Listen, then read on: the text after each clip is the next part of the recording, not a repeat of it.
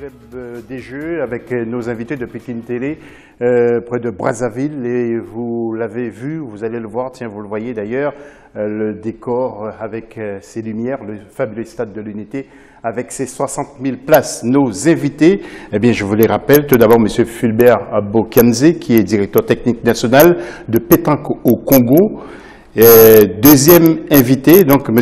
Mohamed ou Dr Mohamed Diop, qui est le vice-président de la CAN, la Confédération africaine de natation. Et nous avons un troisième invité qui est M.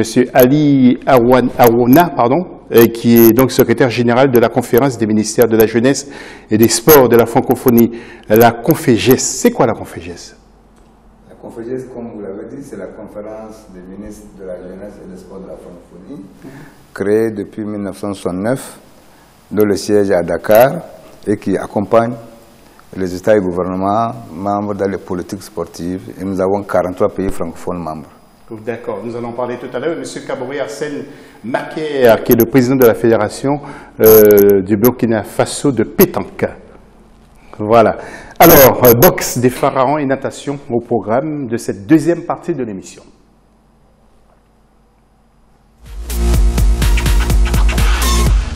La boxe des pharaons a pris naissance au Congo-Brazzaville, ensuite elle s'est implantée au Congo-Kinshasa.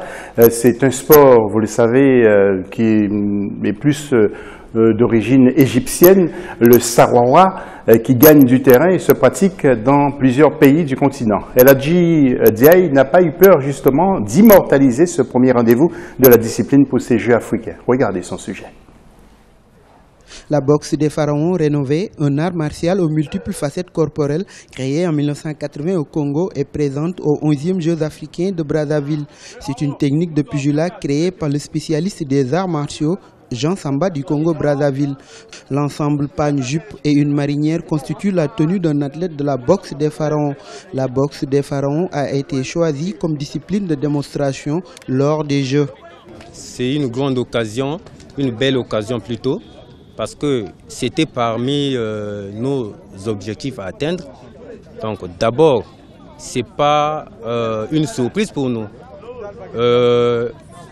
L'objectif principal d'avoir participé aux Jeux africains, c'est de montrer d'abord à tous ceux qui ont pris part à cette activité qu'il y avait un style de combat j'ai dit pratiqué par la noblesse de l'Égypte ancienne, et nous voulons également que ce style de combat soit pratiqué dans d'autres pays africains et occidentaux.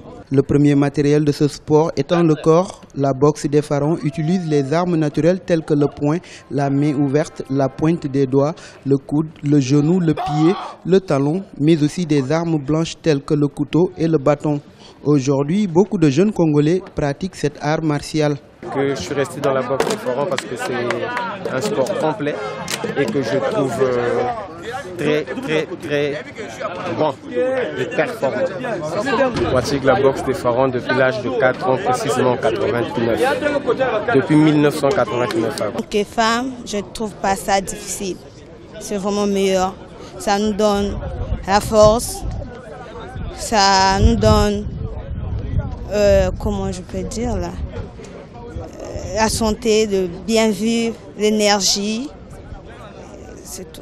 Pour l'instant, en dehors du Congo-Brazzaville, la boxe des pharaons est pratiquée en Afrique du Sud. L'objectif de ces adeptes est de le vulgariser sur l'ensemble du continent. À ce titre, les 11e Jeux africains peuvent servir de vitrine pour accroître sa notoriété. Arouna, ça fait plaisir de voir aussi qu'Africa 24 et ses caméras se trouvent partout. Hein. Qu'en pensez-vous? Ah oui, nous sommes très satisfaits. Je crois qu'Africa 24, depuis 2011, nous essayons, chaque fois que nous organisons des manifestations, nous essayons de solliciter, parce que ça fait la promotion du sport, ça fait la promotion des activités de jeunesse, qui est notre domaine d'intervention. Et ça couvre, en tout cas, la majorité de nos pays membres francophones d'Afrique, est installé, et pour nous c'est un des partenaires vraiment idéal et avec lesquels nous avons des visions communes parler de sport, parler de la jeunesse et surtout faire la promotion. Quel est votre rôle sur ces Jeux africains, la Confégès? Quel est votre regard? Notre regard, d'abord, pour nous, les Jeux africains constituent une occasion privilégiée d'abord de rencontrer des sportifs que nous avons contribué directement ou indirectement à accompagner. Nous avons profité, comme d'habitude, quand il y a ces grands regroupements, d'organiser un camp d'entraînement pour les sportifs francophones, puisque notre mission, c'est surtout les pays francophones, offrir aux sportifs des pays francophones un camp d'entraînement en lutte et un autre en athlétisme pour les préparer en mettant à leur disposition des entraîneurs de haut niveau, des encadreurs de haut niveau pour que leur préparation soit mieux réussie. Nous avons aussi voulu organiser en marge de cette rencontre une réunion des ministres francophones de sport pour réfléchir sur des thématiques d'actualité, parce que l'Union africaine ayant prévu la réunion du comité technique spécialisé jeunesse, sport et culture, le bureau est réuni, nous avons voulu réfléchir sur des sujets inscrits à l'ordre du jour pour harmoniser la vision, mais surtout sensibiliser les pays sur les relations. Les bonnes relations entre État et fédération, parce que c'est des problématiques qui sont là dans l'organisation d'événements sportifs, c'est un sujet d'actualité. Les ministres représentant les États, les fédérations aussi ayant leur mot à dire, pour aussi sensibiliser sur la question de l'éthique du sport africain, aborder la question de la protection des mineurs, des sportifs mineurs, et aussi écouter certaines préoccupations des ministres pour que les prochains Jeux soient mieux. Donc vraiment, pour nous, ça a été une grande occasion. Au-delà des pays, nous avons d'autres pays. On ne va pas être trop quand même. Allez-y, allez-y. Ok, donc pour nous, ces Jeux africains, c'est l'occasion de nous retrouver entre Africains, puisque nos pays membres, ce n'est pas seulement les pays africains, nous avons la France, le Canada, qui sont membres, mais cette fois-ci, vraiment, c'est entre pays africains. Vous avez le sourire, vous êtes fier de le dire. Très fier. Oui, alors, avant de passer à la natation, nous allons juste demander à M. Bokianze et M. Macaire, que pensez-vous de cette boxe des pharaons? Vous connaissez déjà? Ben non. Oui. Vous avez découvert sur J'ai découvert sur Africa. Monsieur Macaire. Moi, c'est la première fois que je découvre ce sport-là. Parce que moi, dans mon pays, ce sport n'est pas pour nous, pour le moment. Monsieur Diop, vous connaissez ou pas? J'en ai entendu parler quand je suis venu lors de mes missions au Congo et j'ai découvert ce sport-là. D'accord. Natation maintenant, plusieurs disciplines ont lieu encore aujourd'hui au centre nautique avec ces images que vous allez voir d'Olive Adjakotan justement, donc Olive Adjakotan qui a aussi pratiqué un peu de natation. Il y a quelques mois de ça, quelques années même, en papillon, il était spécialisé d'ailleurs.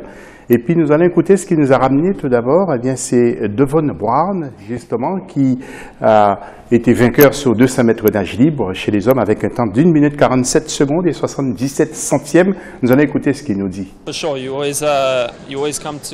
On vient à une compétition pour donner le meilleur de soi, pour rehausser les couleurs de son pays.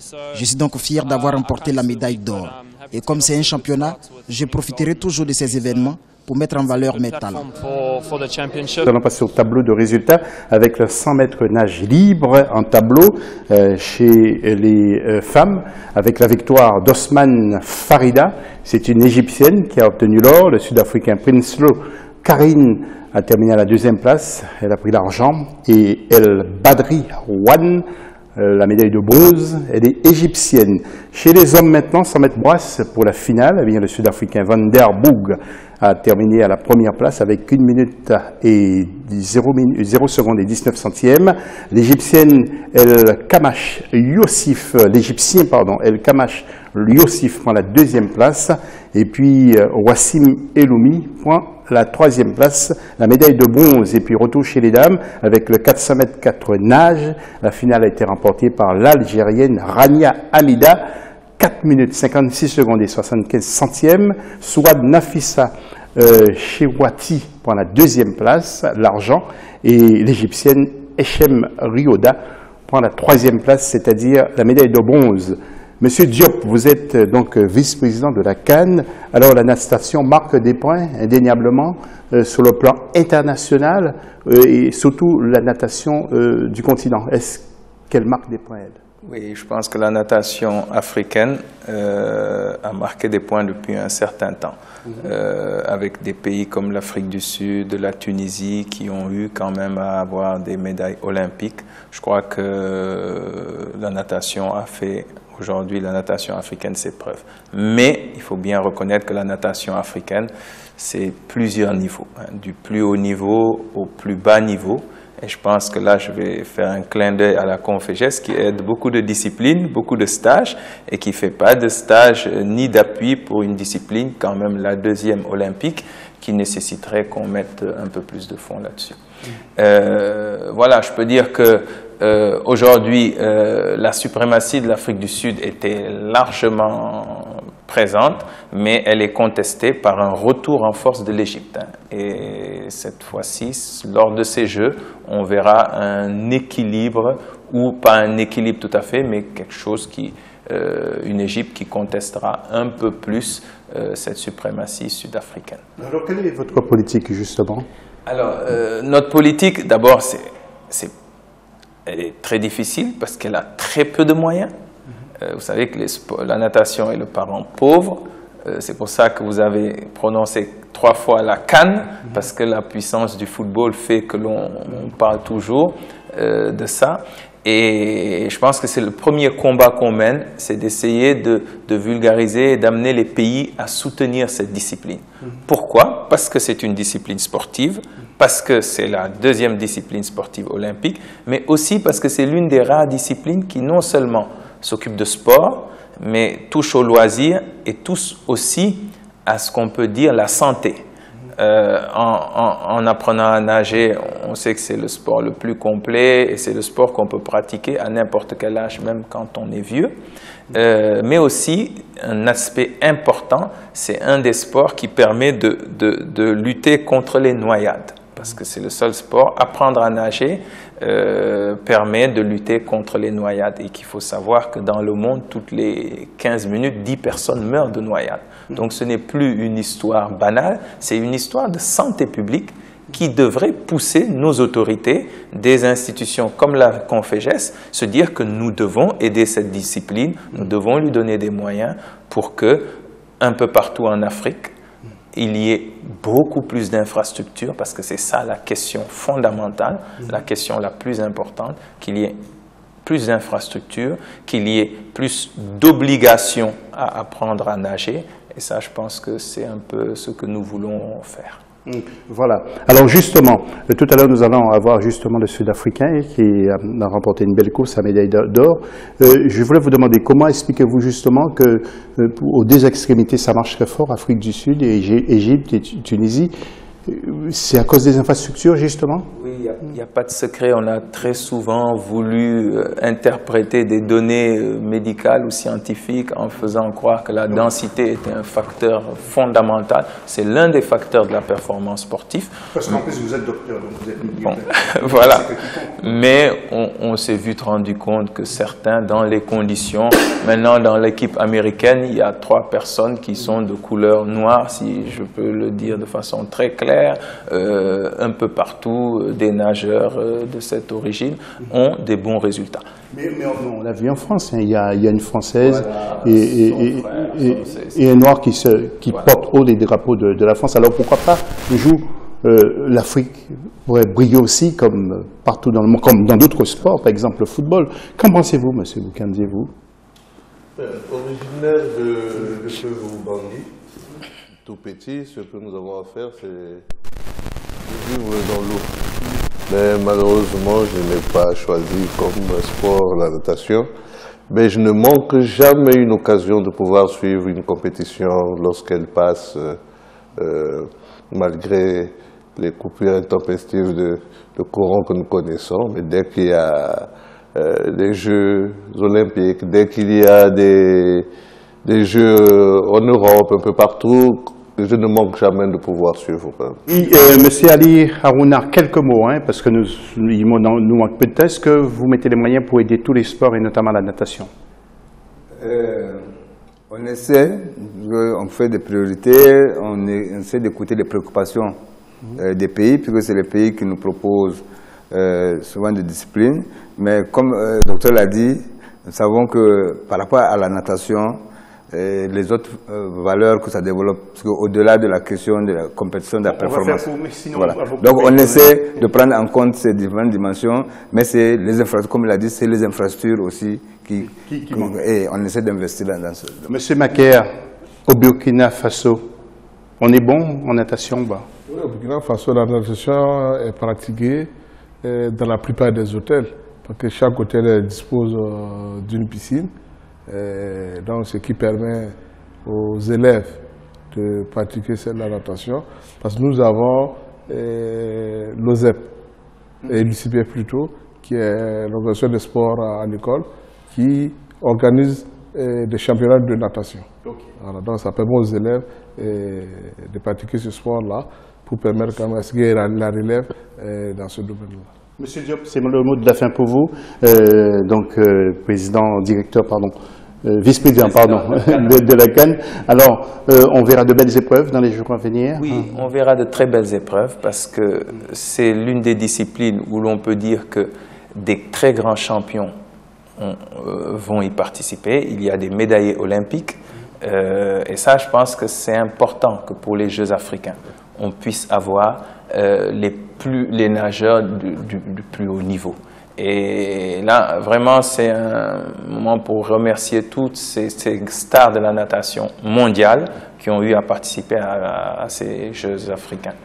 Et l'autre chose que j'ai à ajouter, c'est par rapport à l'infrastructure. Il y a une excellente infrastructure, une infrastructure de niveau mondial. Alors, mais après, ça pose le problème des lendemains des Jeux. Ok, on va continuer dans la troisième partie si vous voulez. De toute façon, nous marquons la pause là, maintenant. Et puis, juste après cette pause, vous allez voir Jacques Amboka qui s'est transformé en acrobate pour nous montrer de la gymnastique. À tout à l'heure.